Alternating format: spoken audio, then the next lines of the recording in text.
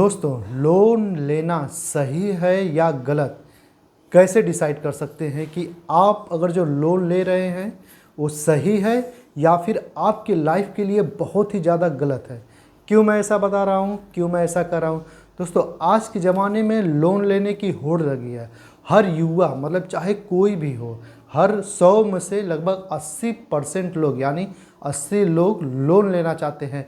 चाहे वो बिजनेस के लिए लेना चाहते हो, कोई पर्सनल लोन लेना चाहता है, कोई दोस्तों एजुकेशन के लिए लोन लेना चाहता है, कोई अपनी गाड़ी खरीदने के लिए लोन लेना चाहता है, तो कोई अपना घर खरीदने के लिए लोन लेना चाहता है।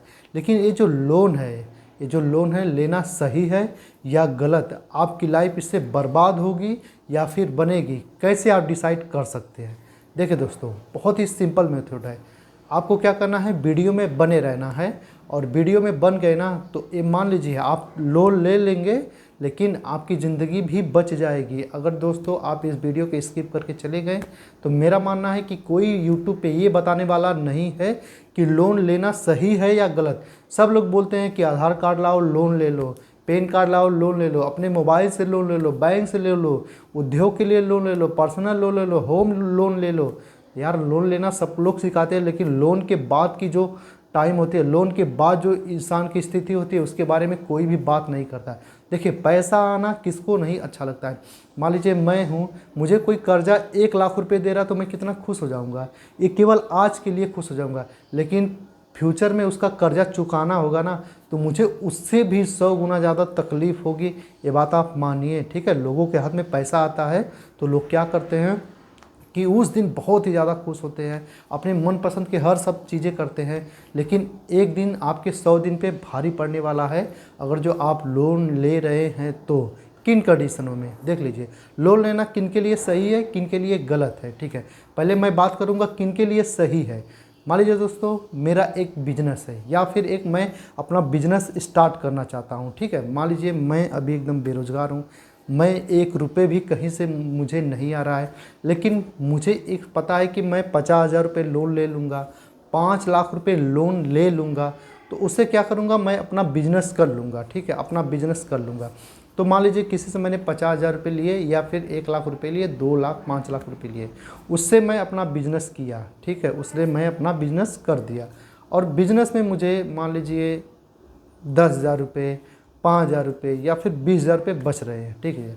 मान लीजिए मैंने 5 लाख रुपये लोन लिया, तो उससे क्या होता है कि मैं अपने बिजनेस में 5 लाख रुपये लगा दिया। 5 लाख तो लोग लगाते नहीं हैं, 3 लाख 4 लाख रुपये लगाते हैं, 1 लाख रुपये तो बचा ही लेते हैं, ठीक है। और उससे महीने के मैं 15 से 20,000 रुपये कमा रहा हूँ, और मेरे लोन की EMI जो मंथली है वो 10,000 रुपये है।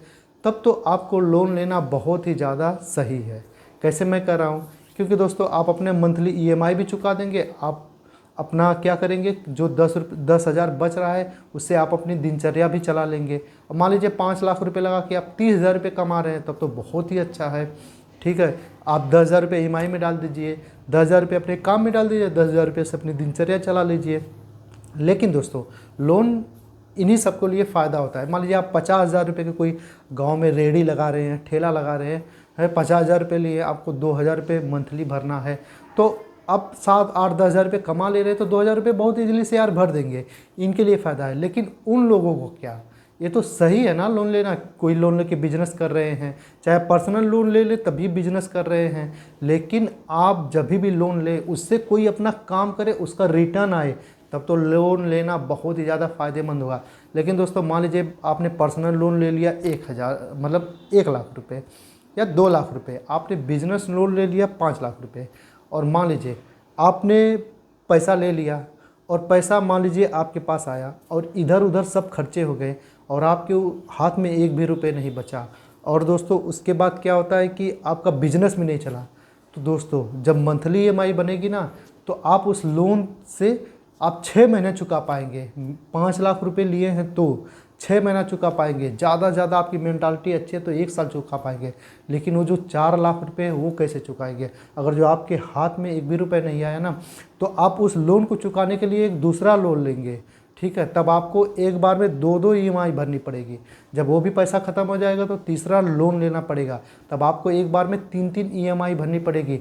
लेकिन दोस्तों ये एक ट्रैप है, आप इस ट्रैप में फंस जाएंगे और एक लोन को चुकाने के लिए दूसरा लोन लेंगे, तीसरा लेंगे, चौथा लेंगे, पाँचवा लेंगे। इससे तो आपकी ज़िंदगी बर्बाद हो जाएगी और आप सोचेंगे कि इस दुनिया में कुछ है ही नहीं, चलो अपनी मृत्यु कर लेते हैं, मर जाते हैं। लेकिन दोस्तों आपको ऐसा करना बिल्कुल भी नहीं है। लोन लेना उनके लिए अच्छा होता है, सही तरीका उनके लिए है जो लोन लेके कोई अपना काम कर रहे हैं, जिनका रिटर्न मिल रहा है, ठीक है। या फिर आपकी सैलरी उतनी हो कि 20,000, 30,000, 40,000 हो, ताकि 10,000 रुपये EMI, 20,000 रुपये EMI आप मंथली भर सकें, तब जाके लोन लीजिए। लेकिन उनको बिल्कुल भी नहीं लेना चाहिए जो एक कर्जा लेके दूसरे कर्जा चुका रहे हो। मान लीजिए मेरे ऊपर 5 लाख का कर्जा है और मैं 5 लाख रुपए लोन ले रहा हूँ, तो क्या मेरा कर्जा चुक जाएगा? जी नहीं, कर्जा नहीं चुकेगा और बढ़ेगा, ठीक है। एक को भरेंगे दूसरा तैयार, दूसरा भरेंगे तीसरा तैयार। इसी ट्रैप में आप 5 साल 10 साल तक फंसे रहेंगे। तो क्या आपके लिए कहीं से भी सही है लोन लेना? ठीक है, लोन जब भी लो दोस्तों, मेरा मानना यही है कि वहाँ पैसा इन्वेस्ट करें जहाँ से रिटर्न मिल रहा हो। अगर रिटर्न नहीं मिल रहा तो लोन ना लें। आपके भले अकाउंट में एक भी रुपये ना हो, फिर भी आप मस्त जी सकते हैं। लेकिन लोन ले लेंगे और मंथली भरना होगा, आपको कहीं से भी पैसा नहीं मिला है, तो आप बहुत ही बुरी स्थिति में फंस सकते हैं। और बहुत सारे युवा यही गलती कर रहे हैं। 80% को लोन चाहिए, उसमें से 20% बिजनेस करना चाहते हैं, लेकिन 50% भी ऐसे लोग हैं जो केवल पैसों के लिए लोन ले रहे हैं, ठीक है। उसके बाद पैसा भी गंवा देंगे तो उनके पास डबल कर्जा हो जाएगा, तो कहाँ से भरेंगे? तो लोग क्या करते हैं कि गलत कदम उठाते हैं इसी चक्कर में।